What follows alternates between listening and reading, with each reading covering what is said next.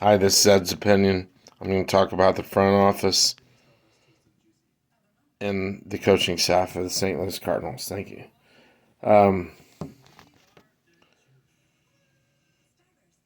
the front, first of all, I'm not going to say I know anything about the coaching jobs or the what it takes to be a coach or front office person. I don't know what the job, each job entails.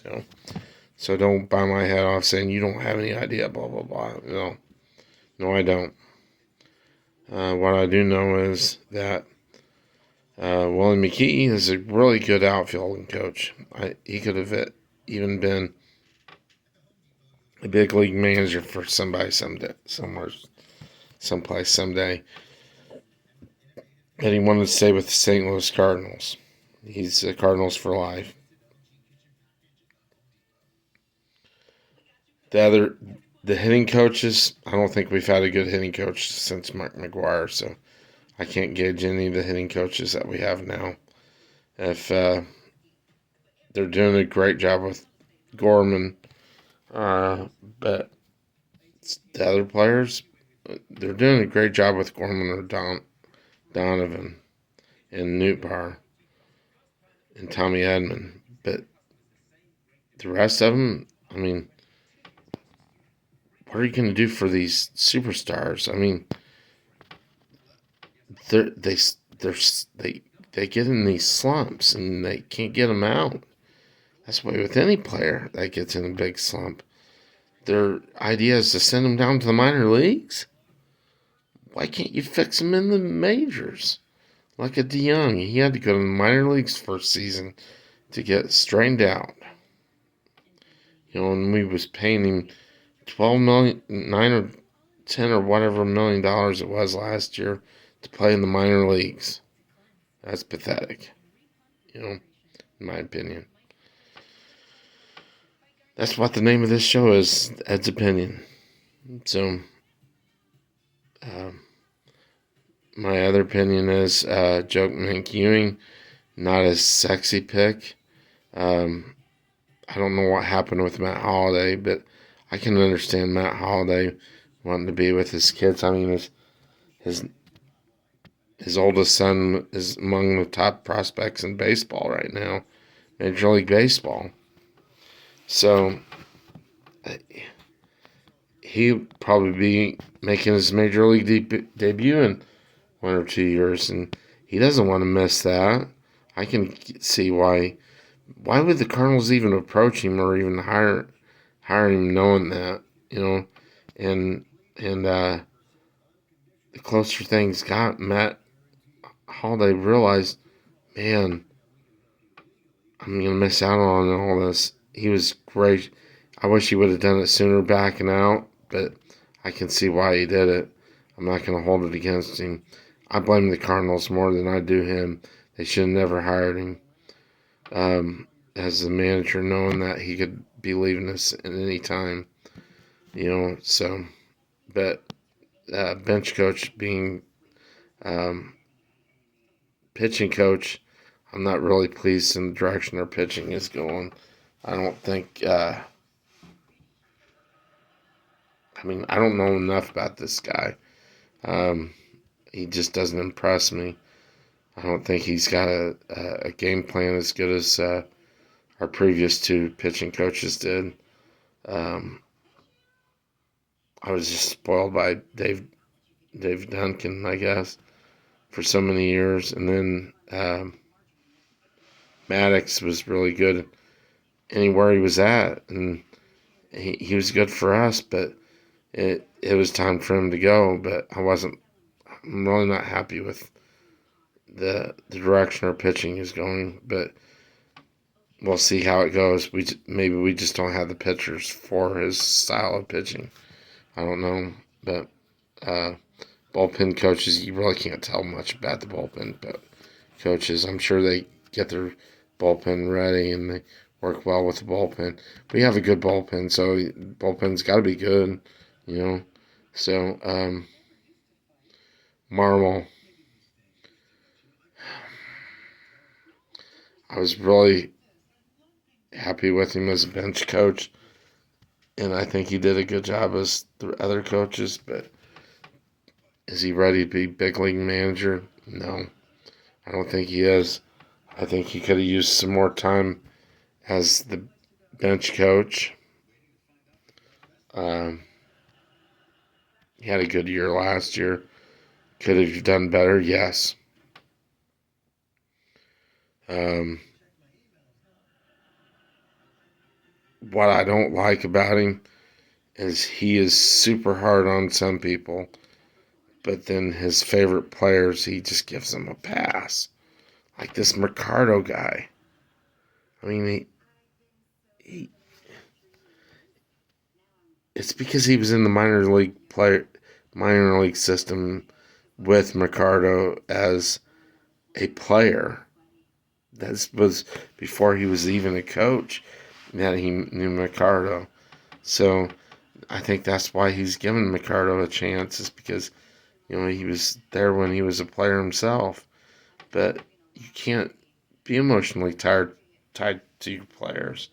I think that's what Francona would have been a great coach for us, for our manager. Um, I think him getting thrown out of all these games, that shouldn't happen in the major leagues today. Managers getting thrown out. I mean, with instant replay, there's just no reason for it. You argue balls and strikes, you're going to get thrown out. It doesn't matter whether you're right or wrong. It really doesn't. It's the rules. Until we have an automated strike zone that we can review those strikes, it's never going to be a perfect thing. So that's the rule. You cannot argue balls and strikes. You're going to get thrown out. That's the rule. You can't do it, and he can't figure that out. He's got so many ejections, and sometimes you got to get ejected to fire up your team, but he does it too much. And these guys don't need fired up. They need leadership. They need you to follow through with them, not with without them. You know. So no, I'm not happy with Marmol as the manager. I think there's some good candidates that we could have out there, but I don't know if they want to even come here and manage for us. The front office. I don't understand the economics, and I'm not going to say I do, But what I've seen in these three ballparks is we have players. Cincinnati doesn't have any players. Sorry, we don't. We have players. Cincinnati doesn't. You can see that. I mean, they don't have enough of the good players to win a championship like we do. We're built to win. We just need front office to do their job. When we have a deficiency, instead of waiting until the trading deadline or the All-Star game or this milestone during the season to make a trade, why not make it when we need to fill the hole? That's what I don't understand. I mean, DeWitt's.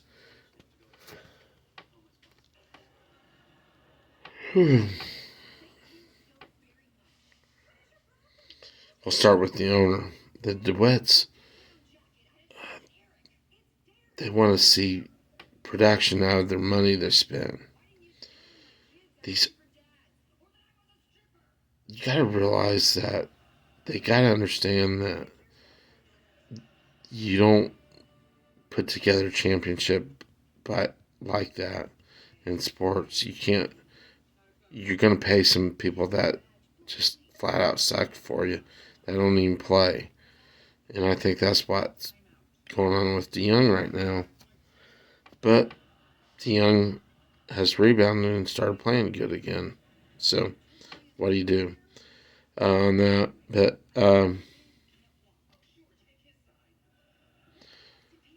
I'd like to see the owners get more into going after these big name free agent guys. You know, they say, "Oh, we're not going to spend money. Spend money." That's a that's a cop out. We're not going to go after the big name because it's going to cost us. Look at the money that it can make you if you sign some of these players though and they performed. They'd be on the biggest stage out there. You know, with winning the World Series and so forth. I'd love to do that again when at least go to a couple in a 3 year or 4 year span, then maybe win one of them.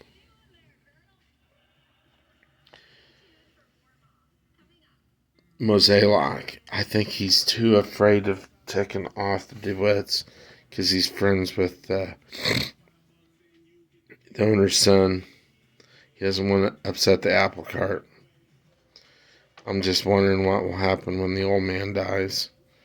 Well, will his son and Mosaic be opening up the pocketbooks then? Because they all know we have money for the St. Louis Cardinals. I mean, look at all the money they're hemorrhaging out of that ballpark village. And just in the regular stadium, they have a lot of stuff. And they sell out every game. So they're making money hands over fist. So,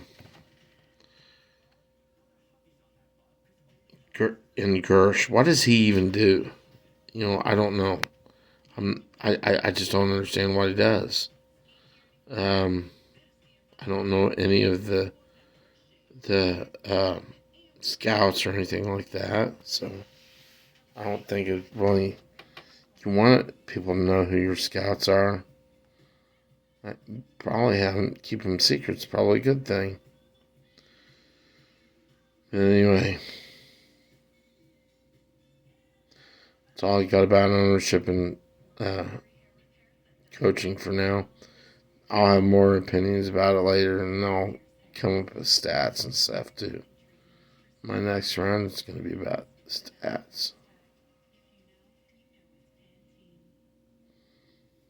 So, have a good night, guys. Bye.